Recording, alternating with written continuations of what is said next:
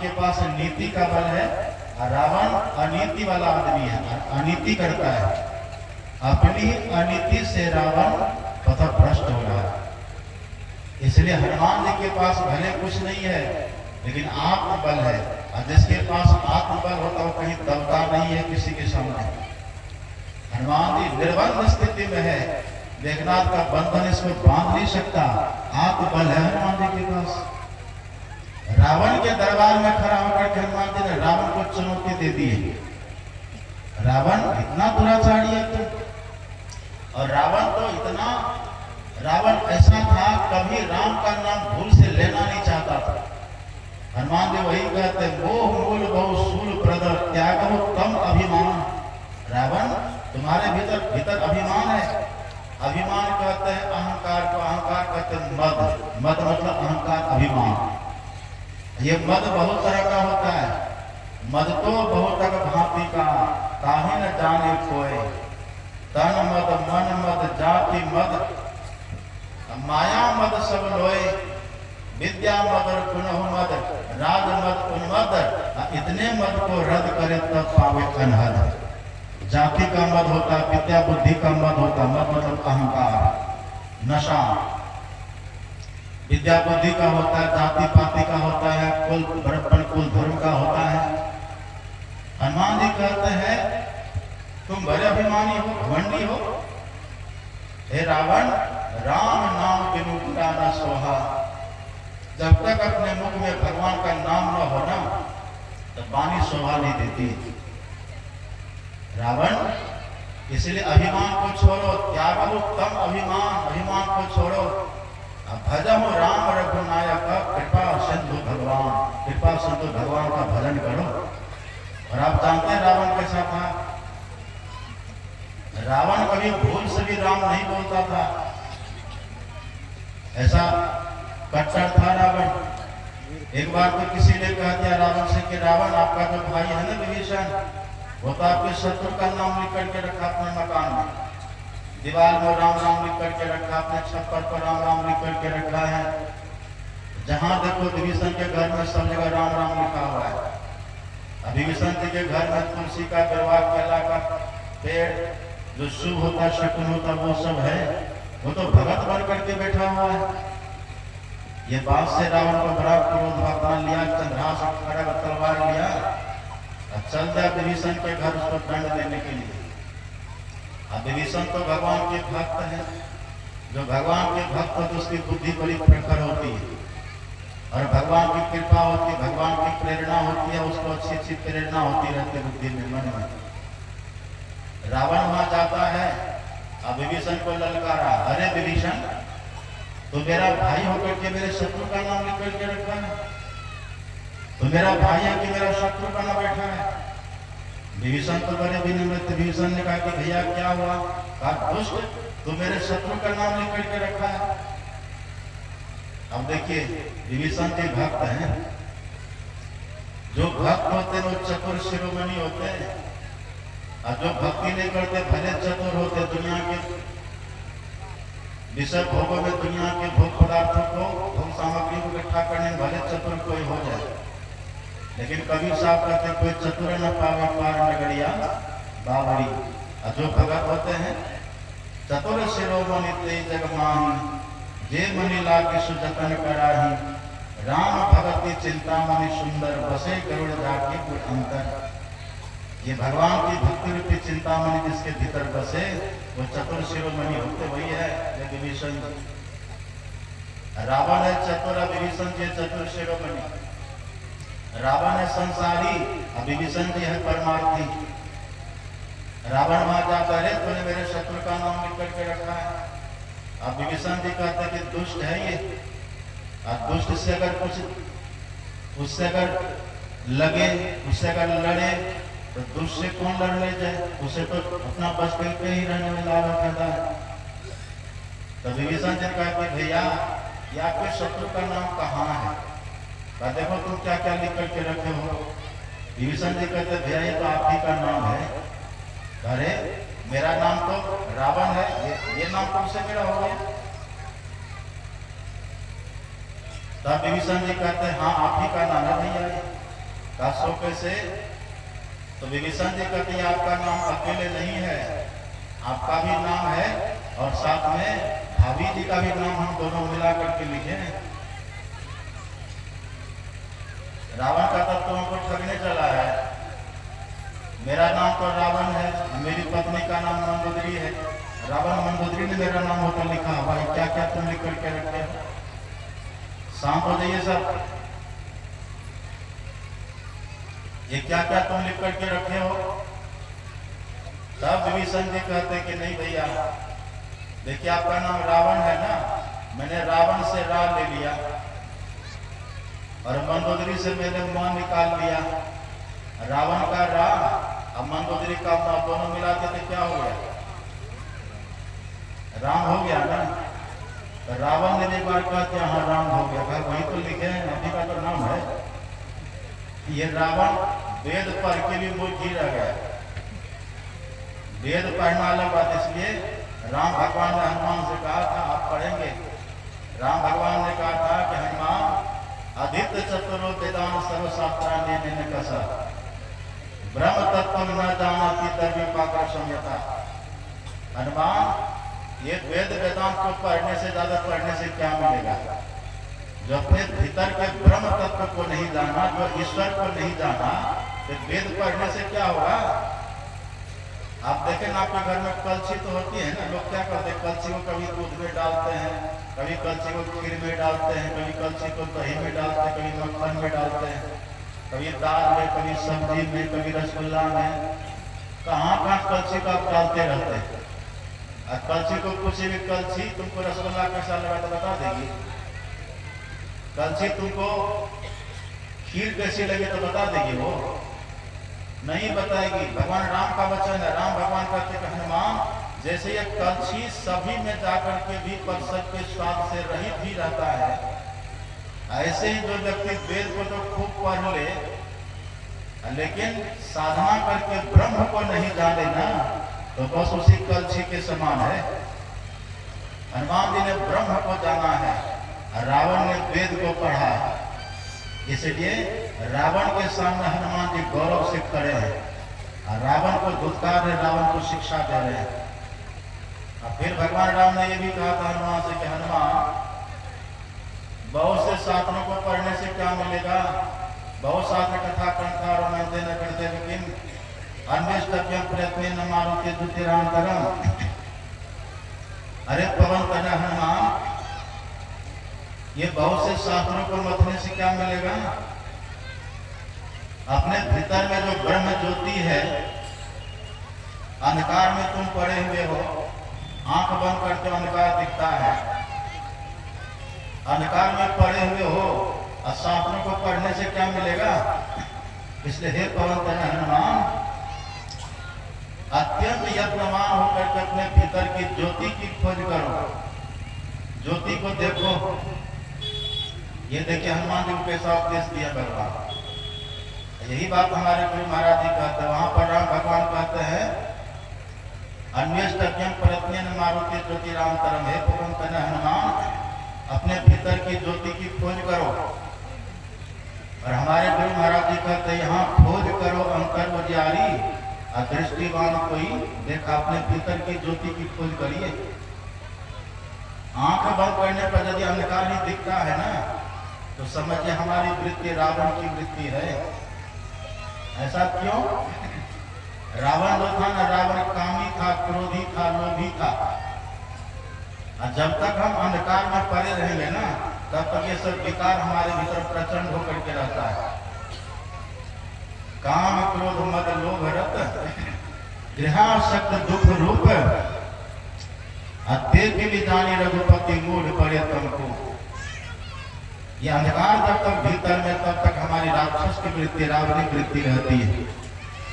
इसलिए राम भगवान कहते हैं हनुमान से कि हे पवन तनय हनुमान, अपने भीतर की ज्योति की खोज करो, अपने भीतर में प्रकाश की खोज करो। हनुमान जी ने वही किया है। रावण अंधकार में है और हनुमान जी साधना करके ब्रह्म ज्योति में, ब्रह्म प्रकाश का दर्शन करके प्रकाश में है। रावण के जीवन में विवाद हुआ है सब दिन। ये रावण कभी बाली से लड़ा है, कभी बलि से लड़ा है। ये रावण कभी सहस्त्रबाहु अर्जुन से लड़ा है। ये रावण सबसे टक्कर लेते फिरता था। रावण के जीवन में विवाद ही विवाद था, और हनुमान जी के जीवन में अनहद नाद है, ब्रह्मनाद है। ये हनुमान जी भक्त है, इसलिए हनुमान जी रावण के दरबार में जाकर के रावण को कहते कि रावण इतने पवित्र कुल में तेरा जन्म हुआ, लेकिन ऐसे पवित्र कुल को तुम कलंकित कर रहे हो। इसलिए रावण मोह का त्याग करो, अपने जाति पाति के अहंकार को छोड़ो। देखिए रावण ब्राह्मण कुल में जन्म लेकर के ये राक्षस कहला गया। लेकिन मैंने पहले भी कहा था, गोकर्ण का नाम सुने ना आप लोग? गोकर्ण का नाम सुने हैं कि नहीं? गोकर्ण का नाम सुनिए। गोकर्ण रावण के तो पिताजी भी ब्राह्मण है, माँ भी ब्राह्मण है, अब तब वो राक्षस हो गया। यहाँ जो गोकर्ण था ना, गोकर्ण तो गाय के पेट से जन्म लिया है, अब पिता उसके कोई है भी नहीं। अब तब भी गोकर्ण के लिए लिखा हुआ गोकर्ण पंडितो ज्ञानी। गोकर्ण पंडित था, ज्ञानी था। पंडित इसीलिए था क्योंकि वो ज्ञानी था। अब वहीं पर उसी का भाई था धुंधकारी। धुंधकारी महाखल महादुष्ट था। धुंधकारी ब्राह्मण का पुत्र होकर के दुष्ट था। क्यों दुष्ट था आप पढ़िएगा। ये धुंधकारी खुद से कहता, धुंधकारी कहता स्वकेन्द्र दोषेन ब्राह्मणत्वं नाशितम मया। ये धुंधकारी कहता मैंने अपने ही कुकर्म से ब्राह्मणत्व को नष्ट कर लिया, और ये गोकर्ण अपने सुकर्म से ब्राह्मणत्व को जगा लिए। तो कर्म से व्यक्ति महान होते हैं। हनुमान जी ने बहुत उत्कारा है रावण को। भगवान शंकर ने कहा ये न माँ को मानता था, न पिता को मानता था, न साधु महात्मा को मानता था, न भगवान को मानता था। रावण नास्तिक बना हुआ है। लेकिन हनुमान जी राम भगवान की बात को मान करके अंधकार से परे प्रकाश में, प्रकाश से परे शब्द में आप पढ़िए ना, सुनिएगा ध्यान से, इधर ध्यान से सुनिए, सब शांति से बैठिए। देखिए कैसे सब मैना बाजार बनाते बीच में सब घूम फिर रहे हैं। सब शांति से बैठिए। बीच में घूमना फिरना दो से समय सब खत्म करेंगे। सत्संग में बाधा करना बहुत बड़ा दोष माना जाता है, आपको पाप लग जाएगा। शांति से बैठिए, ध्यान से सुनिए, बस सब खत्म करेंगे। हनुमान जी ने रावण को बहुत सुंदर उपदेश दिया। देखिए साधु महात्मा जो बोलते हैं ना, हनुमान जो बोलते हैं राम नाम रस मेली के, अब वचन सुनायो आए, अब मानो कर दीपक दिया संशय भ्रम सब मिटाए। साधु महात्मा जो बोलते हैं, हनुमान जी जो बोलते हैं ना, हनुमान जी की वाणी में भगवान की भक्ति का रस है। साधु की वाणी में भगवान के नाम का रस होता है, इसलिए वाणी को श्रद्धा से सुनना चाहिए। हनुमान जी कहते कैसे हो तुम रावण, राम नाम बिनु किरान सोहा। यदि यहाँ पर रावण भी बोल रहे हैं, रामायण में पढ़िएगा लक्ष्मण जी कैसे बोलते थे। लक्ष्मण जी भगवान राम के भाई हैं, और लक्ष्मण जब बोलते थे ना, बोले लखन मधुर मृदु वाणी, बड़े मधुर बोलते थे, मृदु बोलते थे। क्यों बोलते थे मधुर मृदु? और लक्ष्मण जी जो बोलते थे ना, लक्ष्मण जी के बोलने से निषाद के भीतर का अज्ञान खत्म हो गया। सुना तब आप पढ़ेंगे रामायण में, गुहनिषाद ने राम भगवान को जब देखा है ना पत्थर की सैया पर सोया हुआ, तो गुहनिषाद ने कहा कि कई के चलते यहाँ पर राम और सीता पत्थर की सैया पर सो रहे हैं। गुहनिषाद को कुछ पता ही नहीं था। गुहनिषाद को ये पता नहीं था कि कोई किसी को दुख सुख नहीं देता है। वो कई माँ को वजह बता रहे, राम भगवान के दुख का कारण बता रहे कई माता, पर लक्ष्मण को पता था। लक्ष्मण जी ने कहा कि गुहनिषाद ऐसा मत कहो, कहो न काहो सुख दुख करदाता, निज कर्म भोग सुन भराता। हे निषाद, यहाँ संसार में कोई किसी को दुख सुख नहीं देता है। क्योंकि अपने के कर्म का फल भोगता है। लक्ष्मण जी कैसे बोलते थे? लक्ष्मण जी की बात को सुनकर के भूनिषाद का शंका भ्रम सब मिट गया है। पहले जो उसके भीतर शंका थी ना कि किसी के करने से कोई दुखी हो जाते हैं, आप भी को घर में कहते लोग, आप भी कहते को घर में हम पुत्र के कारण दुखी है, कोई कहते पत्नी के कारण हम दुखी है, कोई कहते पड़ोसी के कारण हम दुखी है, लेकिन ऐसी बात नहीं है। अपने कर्म के फल से व्यक्ति सुखी दुखी होते हैं। कौन कहा सुख दुख करता था, निज कृत कर्म भोग सुन भ्राता। कैसे बोलते थे लक्ष्मण जी? लक्ष्मण जी केवल वेद की वाणी नहीं बोलते थे, शास्त्रों की वाणी नहीं बोलते थे। लक्ष्मण जी की अपनी साधना थी, लक्ष्मण जी की अपनी भक्ति थी। बोले लखन मधुर मृदु वाणी, पर कैसे ज्ञान वैराग भगत रस सानी।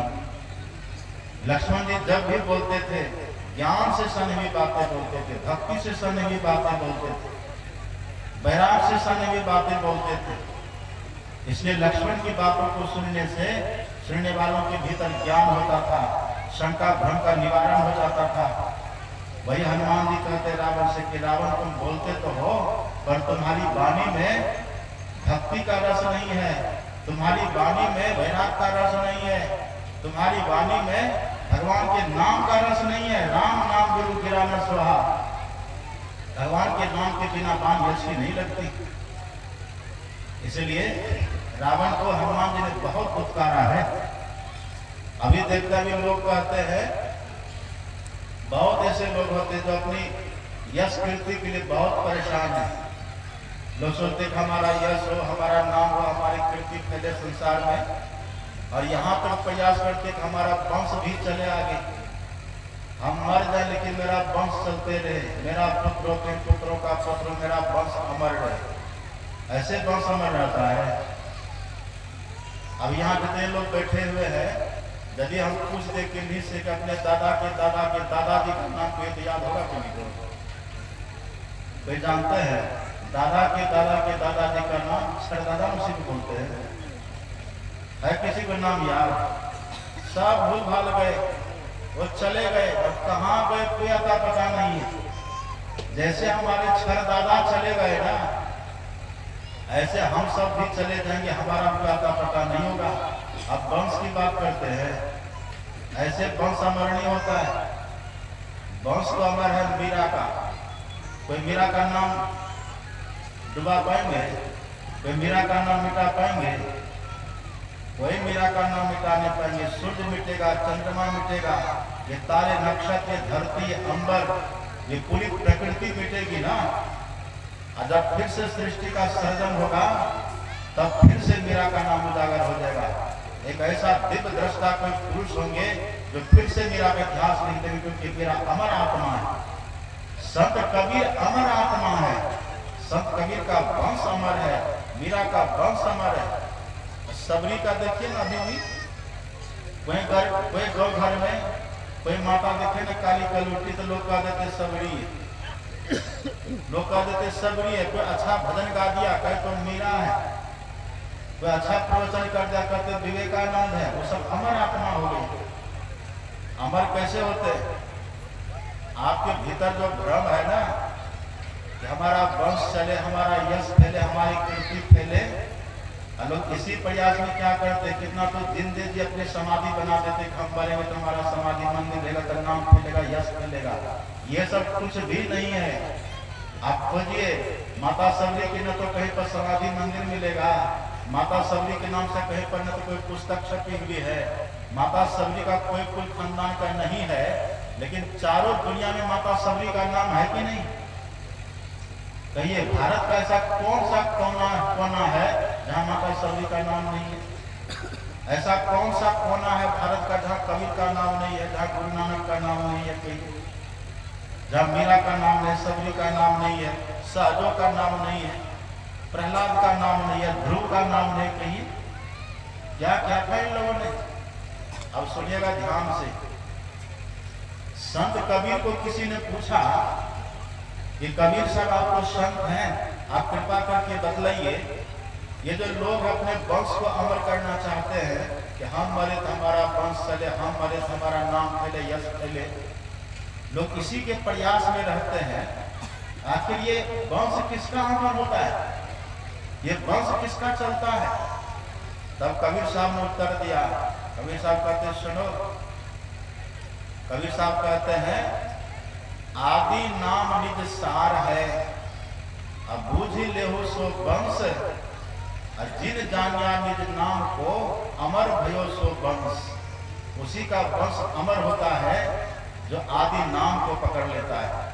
आदि नाम कहिए या फिर राम नाम कहिए या फिर उसी को ओम कहिए, उद्गीत कहिए, प्रणव ध्वनि कहिए, स्फोट कहिए, सब उसी का नाम है।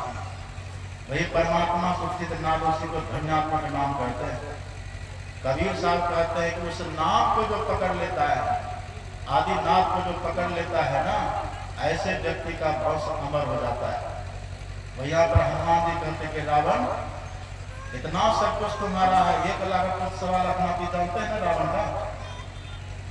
रावण का 1 लाख बेटा था, आप पढ़ के देखिए इतिहास। 1 लाख पुत्र था रावण का और 1.25 लाख उसका पोता था, लेकिन कोई दिया जलाने वाला बचा घर में। 1 लाख पुत्र 1.25 लाख नाती था रावण घर, दिया न बाती। ऐसा क्यों हुआ? तुलसीदास जी लिख देते, राम विमुख असहाल तुम्हारा। भजन से जो विरुद्ध रहा, भगवान की भक्ति से जो विरुद्ध रहा, भगवान के नाम से जो विरुद्ध रहा ना, इसलिए रावण दुनिया का सब कुछ प्राप्त करके भी अपयश वाला हो गया, आकृति वाला हो गया, उसकी बदनामी हुई है संसार में। और हनुमान जी ने देखिए कैसा दुत्कारा है। कहते कहते हनुमान जी ने कह दिया, सुनो 10 कंठ कहां पन रोपी। हे रावण, मैं संकल्प करके कहता हूं, सुनो सुनो 10 कंठ कहां पन रोपी। अब विमुख राम त्राता नहीं गोपी। यदि भगवान के विरुद्ध हुआ ना, भगवान की भक्ति तुम नहीं किया, तो कोई तुम्हारा कल्याण करने वाला नहीं होगा, कोई तुमको सुखी करने वाला नहीं होगा। शंकर सहस विष्णु अज तो ही, राखी न सकहि राम कर द्रोही। अगर तूने परमात्मा की भक्ति नहीं करी और तब सोचो कोई देवी देवता बचा लेंगे, कोई नहीं बचाएगा। उद्धार अपना आप कर ले, को न गिरने दे कभी। नर तू ही है शत्रु अपना, तू ही है मित्र भी। हे मनुष्य, अपना उद्धार अपने से कर लीजिए, कोई बचाने वाला नहीं मिलता संसार में। वही हनुमान जी ने कहा रावण से कि रावण, तुम्हारे पास सब कुछ है, लेकिन तूने भक्ति नहीं करी है।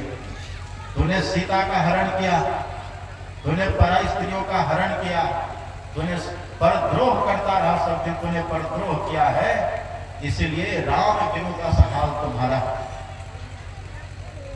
इधर केवट गमा को है ना, इधर छर्रापट्टी सिकरहटी है ना। और यदि किसी के घर में केवट गमा है, छर्रापट्टी सिकरहटी में एक सोना का ईटा हो जाए 5 किलो, तो सीधा चलेगा सड़क पर। एक ईटा 5 किलो हो जाए सोना का किसी के घर में, यहाँ सीधा चलेगा कोई? कितना घमंड, कितनी अक्कर होगी। लेकिन कल्पना करिए, रावण की लंका कैसी है, जहाँ की सड़क भी सोने की बनी हुई, जहाँ की 4 दीवारी भी सोने की है, जहाँ का सब घर सोना का बना हुआ है।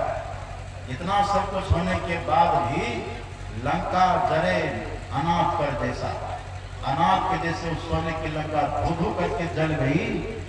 क्यों? राम विमुख का हाल तुम्हारा, भगवान की भक्ति से विरुद्ध रहने के कारण। कैसे दुर्दशा हुई है रावण की।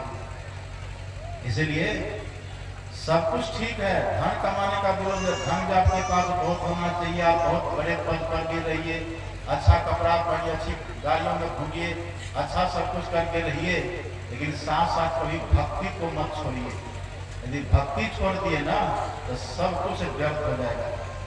अब भक्ति क्या है? वही अपने भीतर जो आदि नाम है, सार शब्द, उसको पकड़िए भक्ति करके, जिससे कि वंश अमर होगा।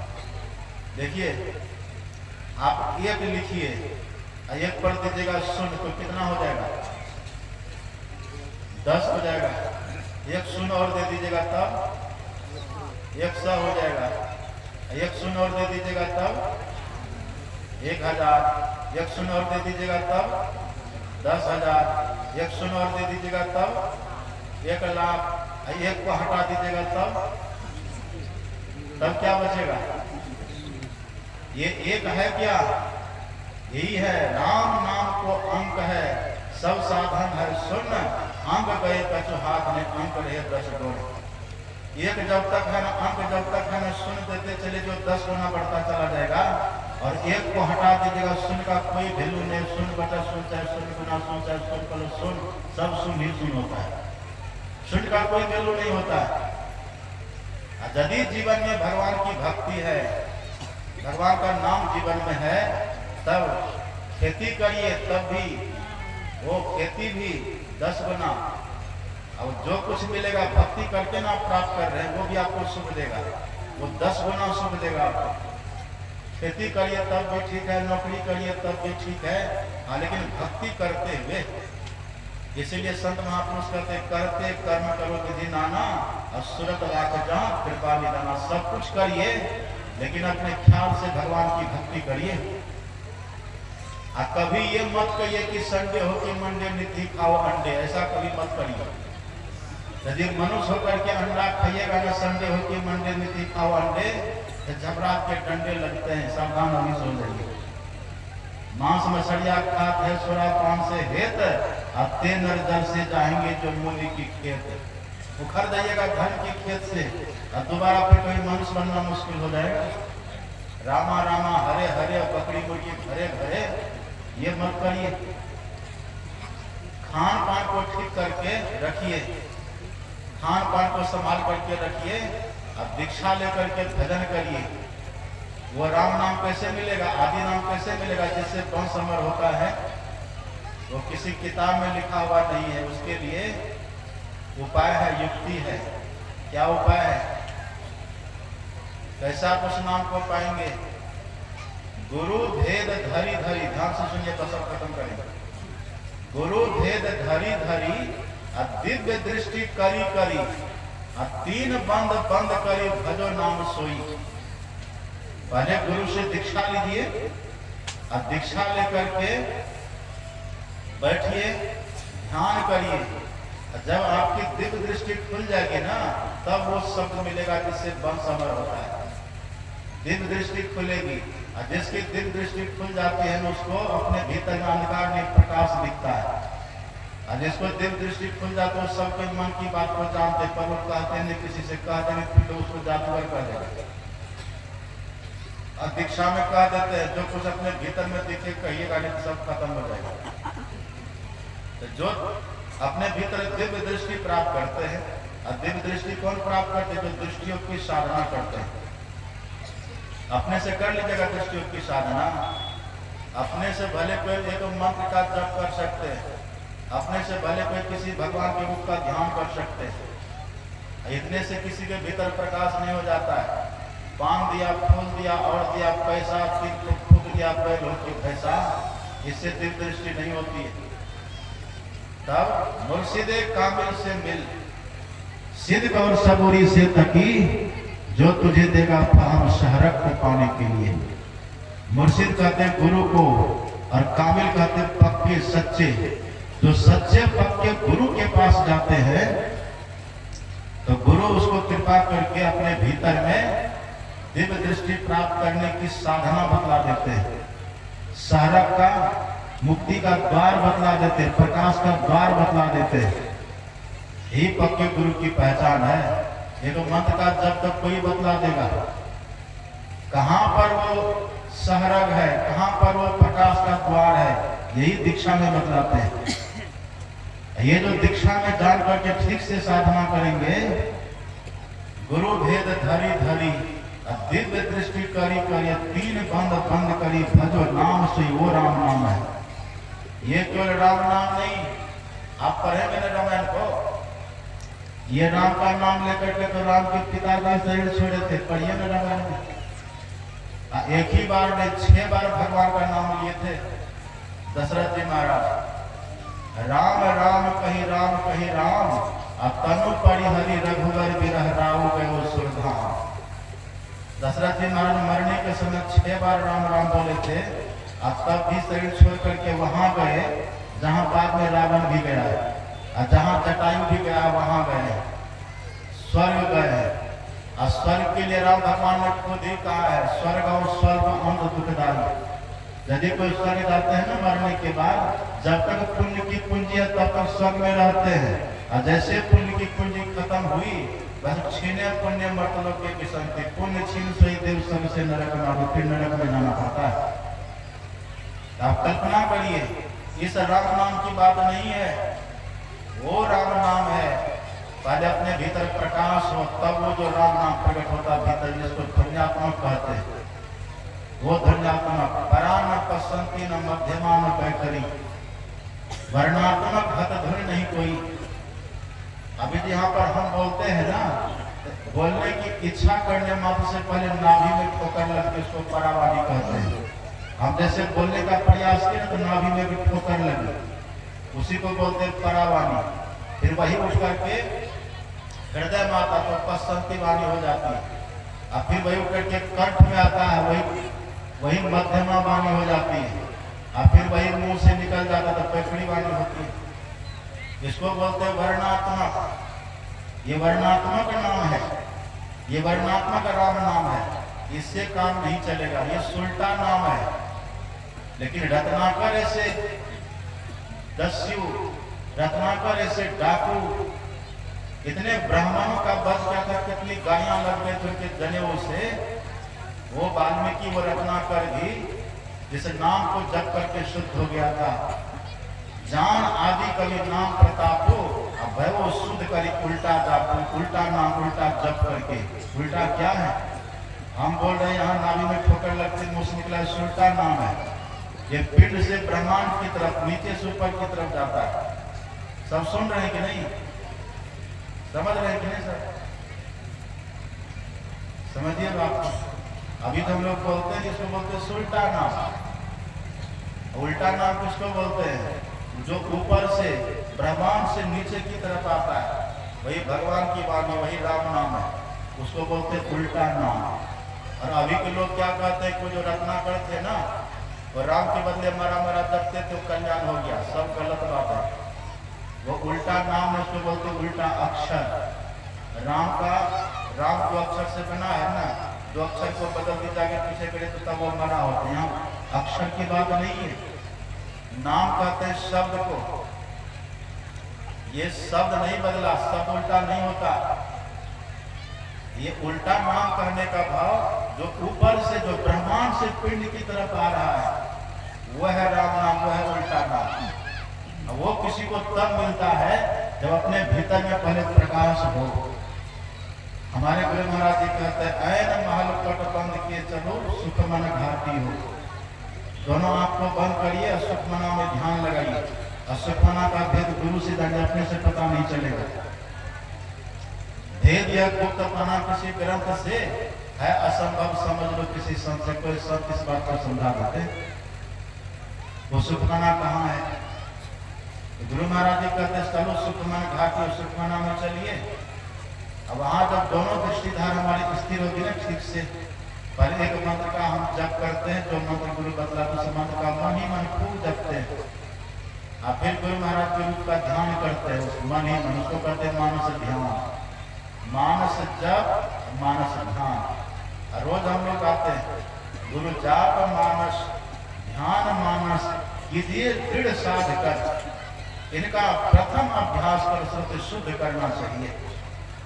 आप चलते भी रहिए, गुरु गुरु जपते रहिए, झाड़ू लगाते रहिए, घर में गुरु गुरु जपते रहिए, खेत में काम करते रहिए, गुरु गुरु जपते रहिए, भोजन करते रहिए, गुरु गुरु जपते रहिए, अथवा गुरु महाराज का ध्यान करते रहिए।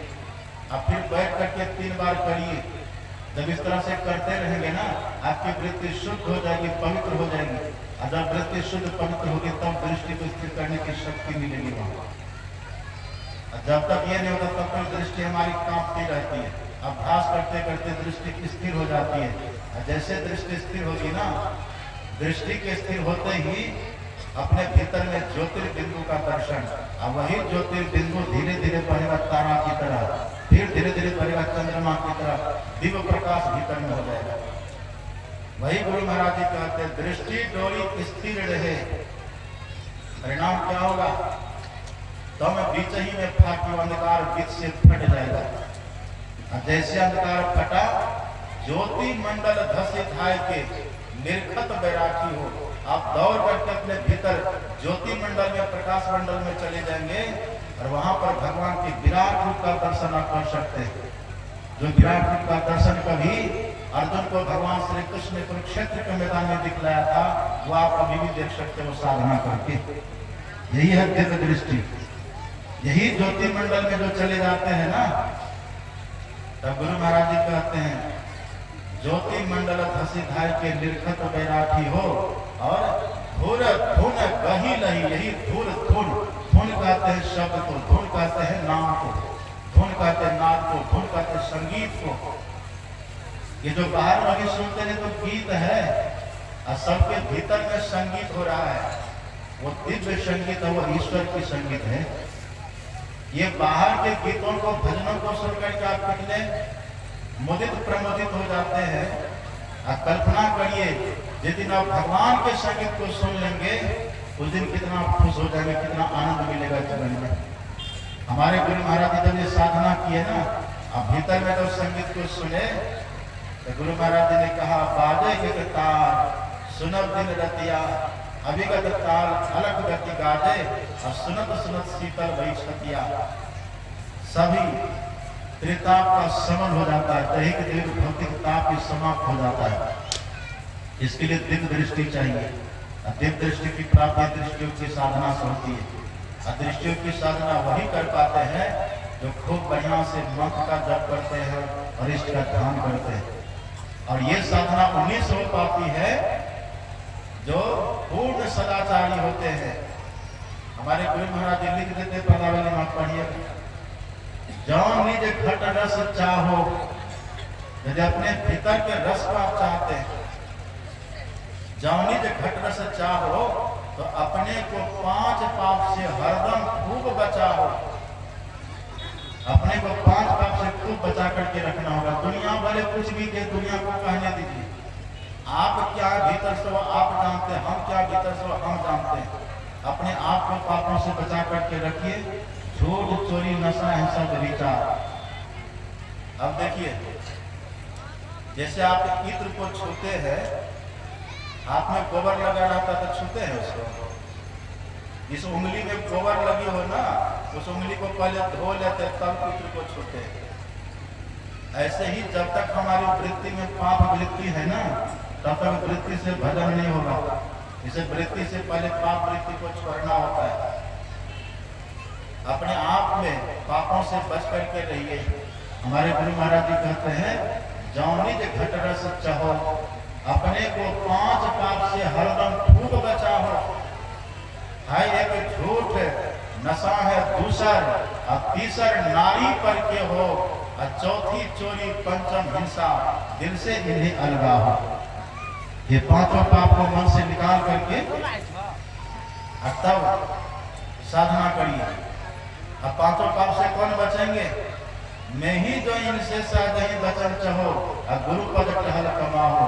गुरु पद की सेवा करिए, गुरु महाराज की सेवा करिए। अब सुनिएगा थोड़ा ध्यान से, देखिए अपने यहाँ न पुण्य कर्म करने की बड़ी बड़ी बातें हैं, इतिहास बड़ा बड़ा है। पहले के जो लोग होते थे, पहले के लोग साधु महात्मा को बुला करके लाते थे, और बुला करके लाके जो राजा महाराजा होते थे ना, अपने महल में रखते थे साधु महात्मा का। पढ़िए, दशरथ जी महाराज थे ना, दशरथ जी महाराज गुरु वशिष्ठ को रखते थे। वसुदेव बाबा थे, नंद बाबा को सब गुरु गर्गाचार्य को रखते थे। ये सब इतिहास पुराण को पढ़िए। ऐसा क्यों करते थे? ये कहने का भाव ये होता था, ये करने का भाव ये होता था, व्यक्ति भले खुद से उतना भजन नहीं कर पाते थे, लेकिन अपने महल में, अपने घर में साधु महात्मा को जब ला करके रखते थे ना, तो साधु महात्मा जो भजन करते थे उस घर में रह करके, अब घर के छत के नीचे है, घर के फर्श पर बैठा हुआ है, घर के पंखा का प्रयोग कर रहा है, घर के बिजली का प्रयोग कर रहा है, उसमें महात्मा बैठे हुए हैं। वहां जो बैठ कर को जप कर रहे हैं ना, उस जप करने का जो पुण्य है वो घर वाले को भी मिलता था। उसी से जीवन दिव्य सुख में बनता था। हम भले उतना नहीं कर पाते हैं, लेकिन अगर हमारे धन से ऐसा कोई घर बना जहाँ ध्यान होता है, जहाँ सत्संग होता है, जहाँ महात्मा बैठ करके भजन करते हैं, तो हमारा जो धन उसमें लगा है ना, उस भजन में, उस सत्संग में, उस ध्यान में धन लगाने वाले का भी शेयर होता है, उसे भी पुण्य अर्जित होता है।